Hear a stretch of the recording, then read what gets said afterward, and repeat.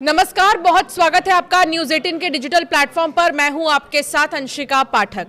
America, Iran, Israel के बीच शांति कब होगी, ये सवाल हर किसी के मन में है।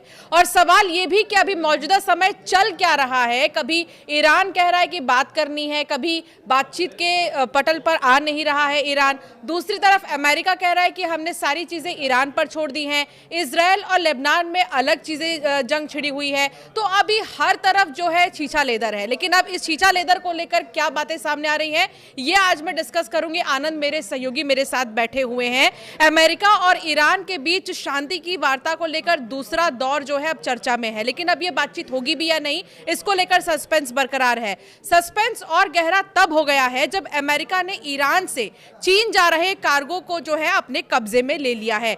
अब इसके पीछे क्या मंशा है अमेरिका की, ये बात करेंगे। आनंद, क्या लग रहा है, आखिर अमेरिका चाहता क्या है? देखिए, अमेरिका का जो नाकाबंदी है अरब सागर में, वो पहला एक्शन देखने को मिला है। दरअसल ईरान की जो जहाज है, मालवाहक जहाज था टास्का पर एक तरीके से अमेरिका ने कब्जा कर लिया है। और इस कब्जे के बाद से पूरी दुनिया में एक तरीके से हड़कंप मचा हुआ है, क्योंकि ईरान की जो बातचीत शुरू होने वाली है दूसरे दौर की इस्लामाबाद में, उसको लेकर के यही था, ईरान का यही दावा था या फिर यही मांग थी कि पहले आप वहां से नाकेबंदी हटाइए। लेकिन नाकेबंदी हटाने के बजाय बल्कि अमेरिका ने बड़ा एक्शन दिखाते हुए एक ईरान पर कब्जा करके या फिर ईरान के जहाज को कब्जा करके ये बता दिया कि स्ट्रेट ऑफ हॉर्मुज में सिर्फ ईरान की पकड़ नहीं है, वहां पर अमेरिका का भी पकड़ मौजूद है और मजबूत होते जा रहा है।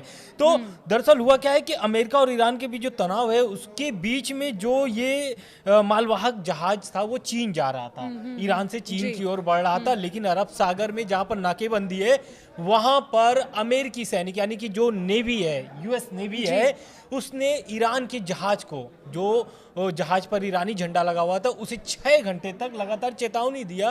लेकिन ईरान के जहाज की तरफ से या फिर उसके जो भी पायलट थे, वहां से कोई भी जहाज से कोई भी रिस्पांस नहीं आया।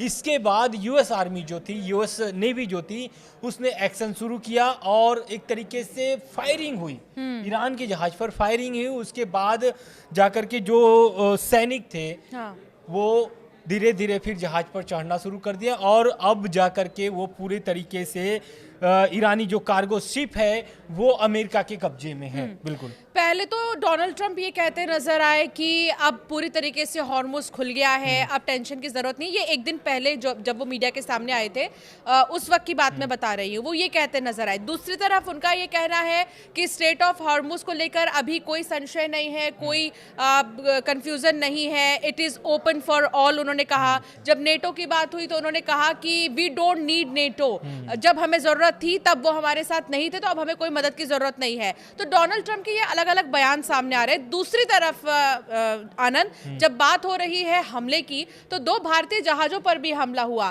ईरान की तरफ से कहना है कोई कंफ्यूजन था, ये कैसा कंफ्यूजन था? बिल्कुल, बीते 2 दिन पहले भारतीय 2 जहाज जो थे वो इराक से भारत की ओर आ रहे थे और इसी बीच स्ट्रेट ऑफ हॉर्मुज में IRGC की तरफ से भारतीय जहाजों पर हमला किया जाता है, जिसके बाद वो जो जहाज थे फिर से इराक की ओर मुड़ गए, यानी कि इराक की ओर वापस चले गए। लेकिन IRGC ने जो बयान आया हुआ है ईरान की तरफ से, ये बयान एक तरीके से भारत को टेंशन भी दिलाता है, क्योंकि देखिए भारत ने तो तुरंत राजदूत थे जो ईरान के, उसको तलब करके बाकायदा क्लास लगाया गया कि भाई भारत के जहाजों पर क्यों हमला कर रहे हैं, क्योंकि ईरान जो युद्ध चल रहा है, इस बीच भी ईरान ने यही बोला था कि स्ट्रेट ऑफ हॉर्मुज से ईरान की जिम्मेदारी है कि भारत की जहाज जो है वो सुरक्षित वहां से निकले।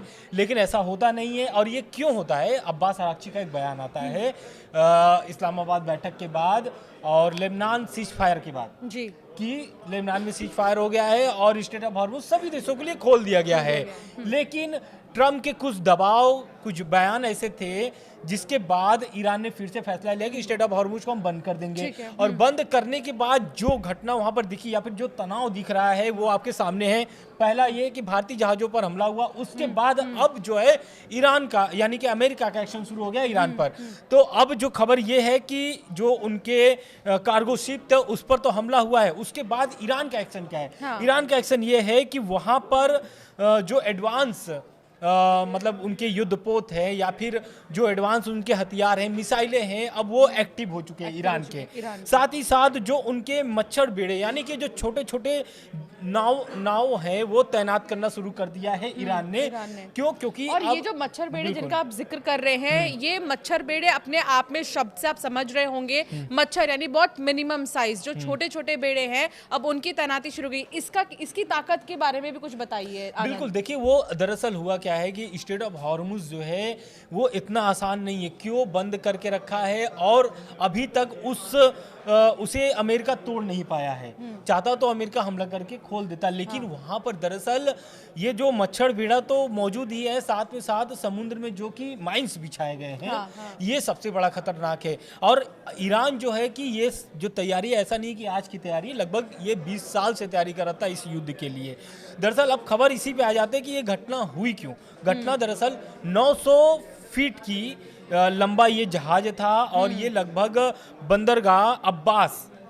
बंदर अब्बास पर ये एक तरीके से अब्बास की ओर बढ़ रहा था।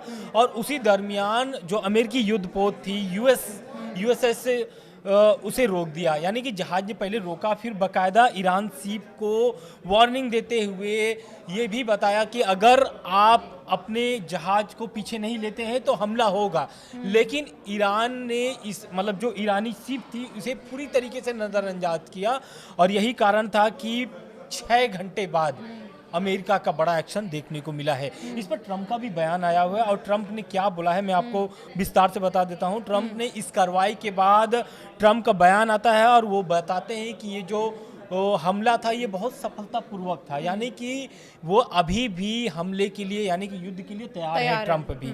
उनका कहना क्या है, टास्का जो यानी कि जो ईरानी पोत थी, ईरानी शिप थी टास्का, उस पर अमेरिकी नाकेबंदी तोड़ने की कोशिश की जा रही थी। उनका ये आरोप है कि ईरान जो है कि नाकेबंदी तोड़ने के लिए, यूएस की नाकेबंदी तोड़ने के लिए वो जहाज को आगे भेज रहा था। यही कारण था कि जो अमेरिकी सैनिक थे वो हमला किए हैं इसी पे, और ये चाइना ही जा रही थी। तो ये समझिए कि ये कितना मतलब कि दुर्भाग्यपूर्ण है, क्योंकि एक तरफ आप बैठक करने के लिए कहने का ये मतलब है अमेरिका के राष्ट्रपति ये कह रहे हैं कि जो चाइना की शिप है वो अमेरिकी नाकेबंदी तोड़ने की कोशिश कर रही थी, इसलिए उसे रोका गया। ये हवाला दिया गया अमेरिका की तरफ से। ये ट्रंप का बयान है। साथ में ट्रंप ने दावा भी किया है कि यह जहाज पहले से अमेरिकी प्रतिबंधों के दायरे में था और अब पूरी जांच की जा रही है इस शिप की। स्ट्रेट ऑफ हॉर्मुज में आनंद हम ये देख रहे हैं कि बीचों बीच सारी कार्रवाई हो रही है। अब स्ट्रेट ऑफ हॉर्मुज जो कि एक तेल का रास्ता माना जाता था, जिसे एक दरिया ऐसा माना जाता था जहां से तेल की सप्लाई होती थी, जहां से तेल के लिए रास्ते निकलते थे, लेकिन अब ये किसी आग के दरिये से कम नहीं लग रहा है। बिल्कुल, क्योंकि देखिए बहुत सकरा एक तरीके से गलियारा है, लगभग 33 किलोमीटर का वो स्पेस है जहाँ से जहाजें गुजरती हैं। ओमान की खाड़ी भी, ओमान जो है उसके भी कुछ समुद्री तटे जो हैं कि वो भी लगते हैं स्ट्रेट ऑफ हॉर्मुज से, लेकिन ओमान के जो अंदर में आता है वहाँ से शिप गुजरना बहुत इम्पॉसिबल है। यही कारण है कि स्ट्रेट ऑफ हॉर्मुज से होकर के बड़े और अमेरिकी सैनिक भी बीचों बीच ही चढ़े बिल्कुल कार्रवाई करने के लिए। और अब ये जो शिप पर हमला हुआ है, टास्का पर जो हमला हुआ, उसके बाद से ईरानी मीडिया का क्या दावा है। ईरानी मीडिया ने दावा किया है कि ईरान ने अमेरिकी युद्धपोत की ओर ड्रोन भेजना शुरू कर दिया है, यानी कि अब युद्ध फिर से छिड़ना शुरू हो गया, यदि युद्ध हो सकता है। इसलिए क्योंकि देखिए समुद्र में अगर युद्ध शुरू हो गया है तो कहीं ना कहीं जमीनी हकीकत भी देखने को मिलेगा। अब तो जो आईडीएफ है, इजराइल का जो आईडीएफ है, उसने भी बोल दिया कि हम पूरी तैयारी में हैं, बस अमेरिका बोल दे कि हमला करना है। कुल मिलाकर आनंद, अब हॉर्मुज पर नियंत्रण है किसका आखिर? क्योंकि ईरान ने शुरू से डे 1 से ये कहा है कि हॉर्मुज पे ईरान का ही कंट्रोल रहेगा और टोल की भी बात ईरान ने ही की थी, और जो पॉइंट्स, जो शर्त रखे गए थे इस्लामाबाद में, उसमें भी ईरान ने एक पॉइंट में ये मेंशन किया था कि हमेशा स्ट्रेट ऑफ हॉर्मुज पे कंट्रोल हमारा रहेगा। तो अमेरिका क्यों इसकी तरफ आगे बढ़ रहा है, क्यों इसमें भाग रहा है अमेरिका? इसको क्या बिल्कुल देखिए, स्ट्रेट ऑफ हॉर्मुज पर देखिए ईरान की कई शर्तें हैं। अभी जो नए शर्तें जोड़ी हैं उसमें तो पहला शर्त यही था कि स्ट्रेट ऑफ हॉर्मुज जो है कि वो अंतर्राष्ट्रीय लेवल पर जाकर के कानून बने यूएन में। दूसरा कि स्ट्रेट ऑफ हॉर्मुज से जो भी जहाजें गुजरेंगे उसे टोल वसूला जाएगा ईरान की तरफ से। तो इन सभी मांगों को लेकर के अब ट्रंप का क्या कहना है या फिर अमेरिका का क्या कहना है? अमेरिका का साफ कहना है, क्योंकि इस युद्ध के पहले कोई भी ऐसा ईरान का मांग नहीं था कि हम स्ट्रेट ऑफ हॉर्मुज हार्मुज से टोल वसूलेंगे या फिर स्ट्रेट ऑफ हार्मुज को लेकर के नए कानून बनाएंगे। लेकिन इस हमले के बाद रिपोर्ट्स क्या कहते हैं? रिपोर्ट्स के मुताबिक ईरानी सेना ने हाल ही में जो 2 तेल टैंकरों पर हम रास्ता बंद कर दिया था हमले करके, उसके बाद जो ये अमेरिका की कार्रवाई हुई है, ये बताता है कि स्ट्रेट ऑफ हार्मुज में नियंत्रण सिर्फ ईरान का नहीं है बल्कि अमेरिका का भी मौजूदगी वहां पर बहुत मजबूत हो रहा है। बिल्कुल, और अमेरिका की मौजूदगी ऐसे देखने को मिल रही है क्योंकि उन्होंने सैन्य नाकेबंदी की है। अच्छा, इसके पीछे आनंद मैं ये समझ पा रही हूँ कि ईरान ने जो अमेरिका को कहा कि आप अपनी नाकेबंदी हटाइए, सैन्य नाकेबंदी, ये इस चीज़ के लिए नहीं था कि युद्ध शुरू हो जाएगा, ये इस चीज़ के लिए था कि इसका कंट्रोल हमारे हाथ में रहे। बिल्कुल आप सही कह रही हैं, क्योंकि ये जो अभी इस्लामाबाद में बैठक की तैयारी शुरू हो रही है, उससे पहले आपको भी पता है कि जेडी वेंस वहाँ पहुंचे हुए हैं, बातचीत के लिए सब कुछ तैयारी है, लेकिन ईरान की तरफ से अभी भी कोई भी जवाब नहीं आया है। ईरान ने पहला कहा है कि अगर हम एक मेज पर बैठने जा रहे हैं तो पहले आपको अपना नाकाबंदी हटानी पड़ेगी अरब सागर में जो आपने लगाई हुई है, क्योंकि उस नाकेबंदी को अगर हटा देता है अमेरिका तो ईरान की जो सीप है, जो चाइना, देखिए 90% जो है कि चाइना तेल निर्यात करता है ईरान से, अगर वहां से नाकेबंदी हट जाती है तो चाइना का रास्ता साफ हो जाएगा। और ईरान का कहना साफ है कि हम बैठक तभी करेंगे जब आप ये नाकेबंदी हटाएंगे, लेकिन नाकेबंदी ना हटा करके बल्कि अमेरिका ने वहां पर एक्शन शुरू कर दिया है। तो इसका जवाब में अब ईरान ने भी ड्रोन भेज दिया है वहां पर, जो मच्छर बेड़े मैंने बोला कि जैसे जहाजें तैनात, छोटे छोटे जो नाव है वो तैनाती शुरू कर दी है। तो इसका ये मतलब है कि ईरान पीछे हटने वाला नहीं है। बिल्कुल 2 से 3 पॉइंट्स ऐसे हैं आनंद, जिससे लग रहा है कि अमेरिका जो है चित भी अपनी पट भी अपनी वाली रवैये से चल रहा है। अमेरिका एक तरफ कह रहा है कि हम चाहते हैं सीज फायर, हम शांति चाहते हैं और हम शांति के लिए तैयार हैं। अब हमने जो गेंद है वो ईरान के पाले में डाल दी है, जिससे उसने अपने आप को ये साफ कर दिया है कि भाई हम युद्ध की उस पर नहीं है राह पर। दूसरी तरफ अमेरिका ये कह रहा है कि शांति तो चाहिए लेकिन वो हटा भी नहीं रहा है अपने सेना को वहां से। तीसरा ये कि जब टोल की बात ईरान ने की तो अमेरिका भी एक्टिव हो गया और वो जहाज जितनी भी वहां से गुजर रही है उस पर कोई ना कोई एक्शन वहां से देखने को मिल रहा है, जो हाल ही में चीन का जहाज गुजर रहा था।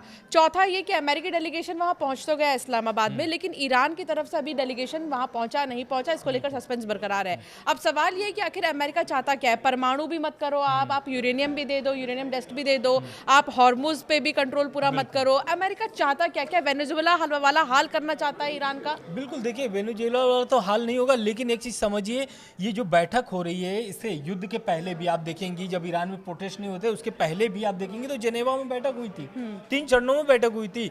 जून वाला जो आपने देखा था पिछले साल 2025 में जो हमले हुए थे 12 दिन के, उसके पहले भी बैठक हुई थी। लेकिन ये सारे बैठक अभी तक असफल क्यों रहे हैं? और इस्लामाबाद में जो अभी बैठक हुआ है वो भी असफल क्यों रहे हैं? पूरे मायने यही निकलते हैं कि जो ईरान की शर्तें हैं वो दिन प्रतिदिन बढ़ते जा रही हैं, अमेरिका की जो शर्तें हैं वो भी दिन प्रतिदिन बढ़ते जा रहे हैं। JCPOA तहत का अगर बात करें हम, तो 2015 में जो बात हुई थी वो बात यही हुई थी कि ईरान जो है परमाणु बम न बनाए। इजराइल की भी पहले मांग यही थी कि ईरान जो है कि परमाणु बम न बनाए, लेकिन ये जो डिमांड बढ़ी, क्यों बढ़ी? पहला इसलिए क्योंकि अब जो ईरान के पास आधुनिक मिसाइलें हैं उसे रोकने के लिए, उसे बंद करने के लिए अमेरिका ने इजराइल और अमेरिका ने शर्तें रखी कि भाई आप दूर रेंज वाली मिसाइलें जो हैं उसे बनाना बंद करिए। दूसरा, आप परमाणु प्रोग्राम के साथ साथ सारे, मतलब परमाणु बम तो आप नहीं बना पाएंगे, परमाणु प्रोग्राम जो चल रहा है उसे भी बंद कर देंगे। तीसरा, यूरेनियम जो संवर्धन है, जो आप यूरेनियम जुटा करके रखे हैं। बड़े दावे के साथ अमेरिका ये भी कह रहा है कि अगर दूसरे दौर की बातचीत में ईरान नहीं आया तो हम उसका नामो निशान खत्म कर देंगे। बिल्कुल, और ये जो दावे हैं ना, यही सब जो है एक तरीके से अड़ंगा लगाया हुआ है बातचीत में, इसीलिए सफल नहीं हो पा रही है। और रही बात ईरान की, तो ईरान भी लगातार अपनी शर्तों को दिन प्रतिदिन बढ़ाते ही जा रहा है। अब जो ईरान की शर्तें हैं वो 10 पॉइंट में शर्तें हैं। पहला शर्त तो उसका यही है कि स्ट्रेट ऑफ हॉर्मुज पे नया कानून बनना चाहिए। दूसरा कि स्ट्रेट ऑफ हॉर्मुज से जो भी जहाजें गुजरेंगे उससे टोल वसूला जाएगा। तीसरा कि जो अभी तक नुकसान हुआ है इस युद्ध में उसकी भरपाई करनी होगी। उसके बाद जो प्रॉक्सियों को मदद करता था वो प्रॉक्सियों को मदद मतलब जारी रहेगा, ईरान का ऐसा मांग है। पांचवा कि कभी भी ऐसा आप मुझे मतलब आश्वासन दीजिए या फिर ऐसा आप मुझे लिखित तौर पर दीजिए कि ईरान पर अब इस तरीके का कभी भी कोई दबाव नहीं बनाया जाएगा, इस तरीके का कोई भी हमला नहीं होगा। ये सारे कुछ लिखित में मांगा है ईरान ने। अच्छा, पाकिस्तान के रोल को आप कैसे देख रहे हैं आनंद? क्योंकि शहबाज तो नोबेल पुरस्कार लेकर ही मानेंगे ऐसा लग रहा है, उनके रवैये से या फिर उनके अप्रोच से ऐसा लग रहा है, क्योंकि वो चाहते ही थे कि दूसरे दौर की बातचीत भी इस्लामाबाद में ही हो, और पहले दौर की जब बातचीत हुई तो उसमें आसिम मुनीर भी थे। कुछ एक्सपर्ट्स ये कह रहे हैं, जिनसे हम देख भी रहे थे, उनको सुन भी रहे थे, कि आसिम मुनीर का इस मीटिंग में रहना कहीं ना कहीं इस मीटिंग को डीरेल कर रहा है, और अमेरिकी एक्सपर्ट्स भी इससे खुश नहीं है। और दूसरे दौर की बातचीत में भी अगर आसिम मुनीर रहते हैं तो क्या एक तरफा ही बातचीत रह जाएगी? बिल्कुल, देखिए एक तरफा इसलिए रह जाएगी क्योंकि देखिए ट्रंप जो है मध्यस्थता के लिए जिसको बैठाए हैं उसे बहुत खास मित्र मानते हैं। फिलहाल के लिए अभी जो उनका बयान आया उससे बयान में यही निकलता है, क्योंकि वो कई बार बोल चुके हैं हमारे बहुत ही परम मित्र हैं आसिर मुनीर और शहबाज शरीफ, है ना, ये दोनों को परम मित्र बताते हैं। और ईरान का क्या कहना है? ईरान देखिए हमेशा से कहा है कि मध्यस्थता की जो भी देश होगा या फिर जो भी टीम होगी वो निष्पक्ष होगी। आपको निष्पक्षता दिखती है? नहीं दिखती है। क्यों? क्योंकि आसिर मुनीर जो है वो पूरी तरीके से अमेरिका का आदमी बन चुके हैं, और यही कारण था अभी बैठक के पहले इस्लामाबाद से ईरान यानी कि तेहरान पहुंचे थे आसिर मुनीर, उनके शर्तों को लेकर के, उनके कागजों को, उनके जो पत्र थे वो लेकर के पहुंचे हुए थे। इसी कारण से बातचीत इसलिए नहीं बन पा रही है क्योंकि देखिए ट्रंप का तो अब जो बयान आया हुआ ये आया हुआ है कि इस्लामाबाद में अगर बैठक होती है तो वो खुद पहुंचेंगे वहां पर, खुद ईरान से डील करने पहुंचेंगे। लेकिन आप खुद पहुंचिए या फिर आप जेडी वेंस को भेजिए या फिर मध्यस्थता के लिए पाकिस्तान को रखिए, लेकिन जब तक आप ईरान की शर्तें नहीं मानते हैं तब तक बात बनने वाली नहीं है। यानी कि बैठक ये भी असफल होने का पूरी तरीके से संभावनाएं हैं, मतलब दिख रही है संभावनाएं कि ये असफल रहेंगी बैठक। अच्छा, देखिए कुछ ऐसे कंट्रीज हैं आनंद जिनको हम ये जानते हैं कि ये महाशक्ति हैं। अमेरिका इसमें सबसे पहला नाम है, इसके अलावा इजराइल भी अच्छा खासा सक्षम है, चाइना ठीक है, और भारत तो खैर है ही, लेकिन ईरान ने ये प्रूव कर दिया है कि वो कम नहीं है किसी से। बिल्कुल आप सही करिए, क्योंकि 42 दिन का युद्ध वो भी दो देशों से, इजराइल अमेरिका से, आम बात नहीं है। क्योंकि इजराइल जिस तरीके से हमला कर रहा था उससे कई गुना ज़्यादा अमेरिका का भी हमला वहाँ पर हो रहा था, लेकिन अमेरिका यूएस के जो एयरबेस थे उस पर हमला करने के साथ साथ अरब के जो कंट्री हैं सभी पर उसने हमला किया। अब ये समझिए कि अभी भी वो हमले के लिए तैयार है, युद्ध के लिए तैयार है, और कई ऐसे नेता हैं ईरान के, वो कह रहे हैं कि अभी भी हम 6 महीने तक युद्ध लड़ सकते हैं। तो ईरान को आप कमजोर आंक नहीं सकते। अच्छा, एक आखिरी सवाल ये है आनंद, जिस पर हमारे इस पूरे वीडियो की शुरुआत हुई थी कि जो चाइना का कार्गो है उसको अमेरिका ने रोकने की कोशिश की है, तो इसका असर तो चाइना में भी देखने को मिलेगा। चाइना भी रिएक्ट तो करेगा ही इस पर, अब उसके लिए तैयार रहना होगा अमेरिका को। भी इस पर कोई प्रतिक्रिया नहीं आई है, लेकिन एक चीज समझिए कि इस पर पूरी तरीके से ये जो कार्गो जहाज था इस पर पूरी तरीके से अब नियंत्रण किसका हो गया है? अमेरिका का हो गया है। और अमेरिका इस कार्गो जहाज को पूरी तरीके से अब जांच रही है, क्योंकि ट्रंप के जो बयान थे कि ये जो कार्गो जहाज है ये पहले से ही अमेरिकी तरफ से प्रतिबंधित हैं, तो एक तरीके से वहां पर अब अमेरिका का कब्जा है उस जहाज पर और वो पूरी तरीके से नियंत्रण में है। अब ये कब अमेरिका छोड़ता है ये आने वाला समय वाली बात होगी। बिल्कुल 2 से 3 चीजें हैं जिसके लिए थोड़ा इंतजार करना होगा। पहला तो यही कि दूसरे दौर की बातचीत को लेकर क्या तस्वीर सामने आती है, और दूसरा ये कि अब चाइना के जिस जहाज को रोका गया है उसको लेकर चाइना का क्या रिएक्शन आता है, और अमेरिका कब से उसे कब तक उसको रोक कर रखता है। स्ट्रेट ऑफ हॉर्मुज में चीजें कब तक सही होंगी। स्ट्रेट ऑफ हॉर्मुज जो कि तेल की सप्लाई के लिए सबसे आसान रास्ता माना जाता था, अब वो किसी युद्ध के क्षेत्र से कम नहीं माना जा रहा है। तो अभी कुछ भी शांत नहीं हुआ है, अभी इनर साइड कहीं ना कहीं वॉर लाइक सिचुएशन धीरे धीरे क्रिएट हो रहा है, लेकिन शांति कब होगी ये सवाल बरकरार है। आनंद, बहुत शुक्रिया साथ जुड़ने के लिए। ऐसे और भी वीडियोस के लिए आप जरूर हमें सब्सक्राइब करें, लाइक करें और ज्यादा से ज्यादा इस वीडियो को शेयर करें।